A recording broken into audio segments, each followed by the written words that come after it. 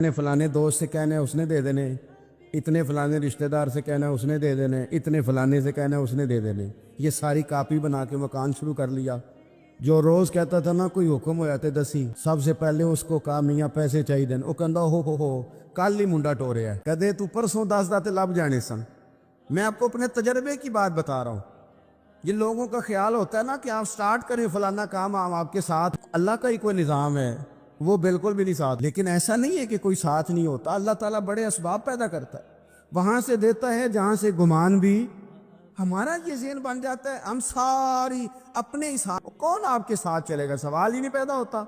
ये सारे काम छोड़ के सबसे पहले दो रखने पड़े, अपने रब की बारगाह में, रसूल कायनात की बारगाह में गुजारिश, वहां से खैर तलब करो। दुनियादार क्या देंगे, क्या दे सकते हैं, क्या हैसियत होती है किसी। अल्लाह कहता है वहां से दूंगा। तो जो अल्लाह माल दे वो लेना चाहिए कि रिश्तेदारों का माल देखना चाहिए? जो अल्लाह दे वो लेना चाहिए कि सेठों नवाबों की जेबें देखनी चाहिए?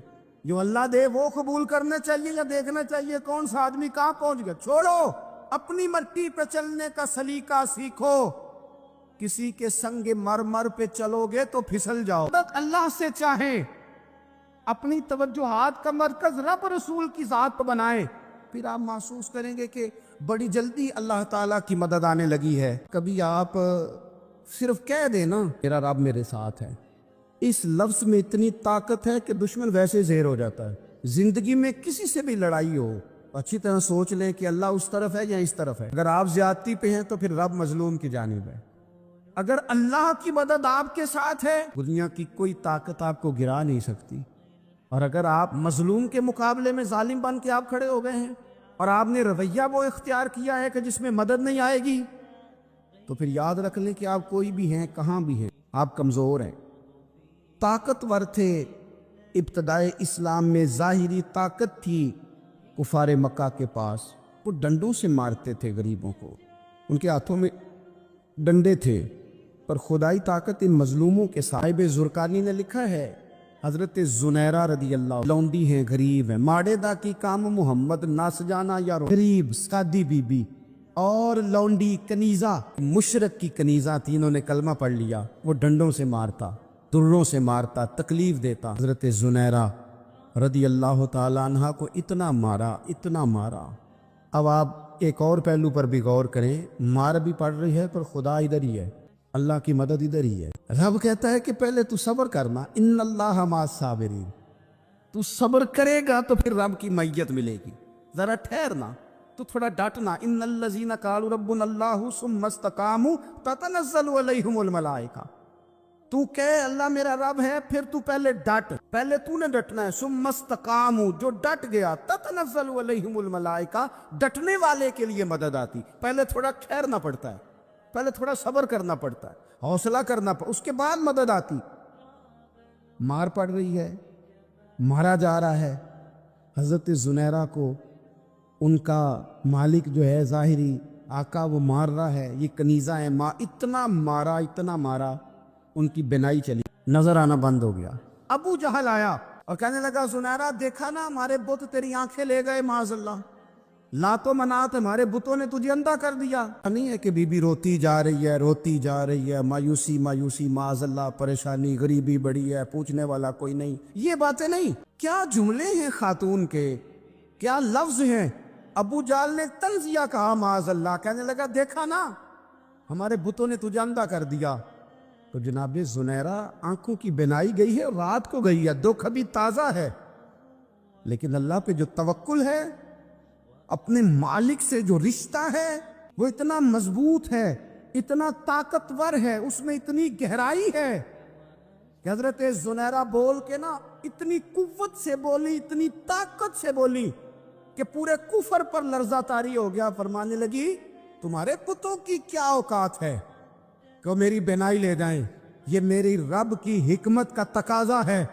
जब तक उसने चाहा जुनैरा देखती रही, और जब उसने चाहा जुनैरा की आंखों की बिनाई चली गई। और अगर वो चाहेगा ना तो बिनाई वापस भी कर देगा। अगर हो ज़ौके यकीन पैदा तो कट जाती हैं जंजीरें, अगर वो चाहेगा तो बिनाई आ भी जाएगी। हजरत जुनैरा ने रात को ये लफ्ज कहे, अबू जाल और सारे कुफ्फार डर के सुन के चले गए। आप इत्मीनान से आके बिस्तर पे सोई। जब सवेरे उठी तो अल्लाह ने आंखों की रोशनी वापस, आंखों की अब छड़ी पकड़ी है, बाजारों में घूमती है, कहती है बुलाओ किधर है तुम्हारे लातो मनात, देखो मेरे रब ने रोशनी वापस कर दी। आकर मैंने साथ इधर आ सितमगर हुनर आजमाए, तू तीर आजमा हम जिगर आजमाए। बीमार लोगों याद रखो, कह दिया डॉक्टर ने कि तू बड़ा बीमार है, तू बड़ा कमजोर है, ये हो गया वो हो गया, तो डॉक्टर अपने इल्म के मुताबिक बात होगा तो वो जो मेरा रब चाहेगा। कमजोर हो जाना, परेशान हो जाना, तकलीफ में आ जाना, पता नहीं बात हो गई है तो जाने क्या हो जाएगा। अपनी जिंदगी के अंदर अपने रब से रिश्ता मजबूत करे, रसूल कायनात से रिश्ता मजबूत करे, अल्लाह वालों से रिश्ता मजबूत करे। हजरत जुनैरा ने पैगाम दिया कि जिंदगी में जो जीना चाहते हैं तो वो रब का नाम लेके जी सकते हैं।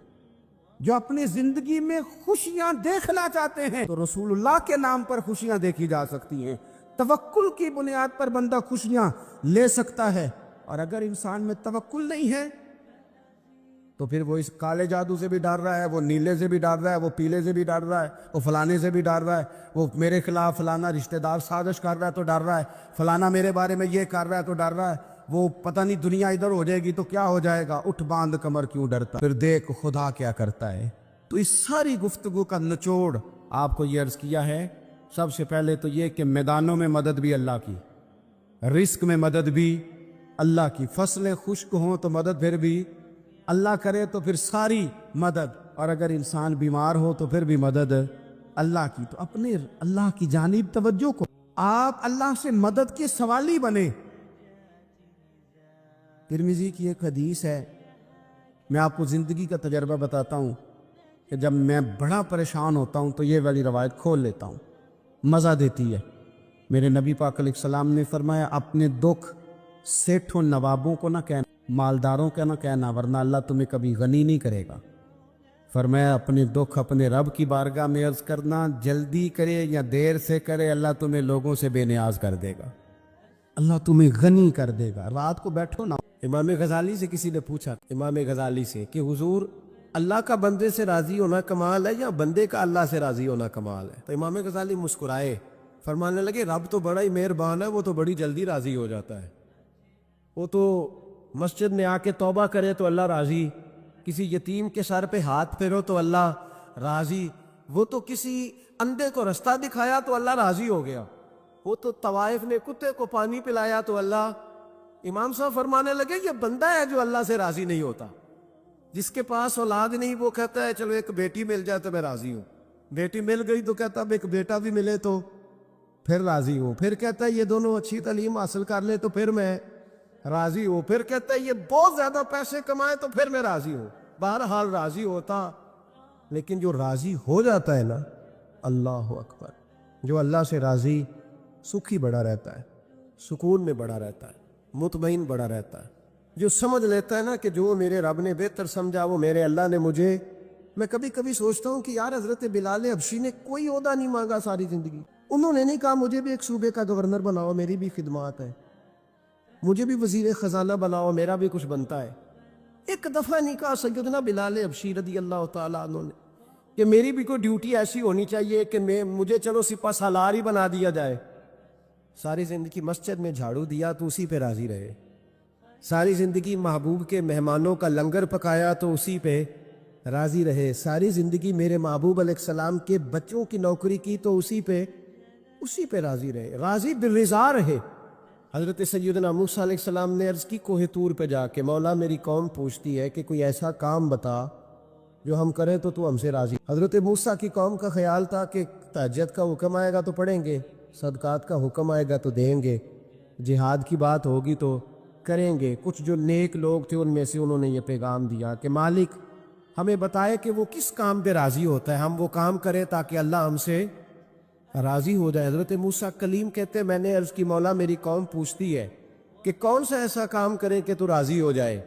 तो रब करीम ने इरशाद फरमाया, मूसा कहते मेरा ख्याल था कोई लिस्ट मिलेगी, लेकिन मालिक ने एक जुमला कहा, एक जुमला, और तफसीरों के दरिया बहा दिए।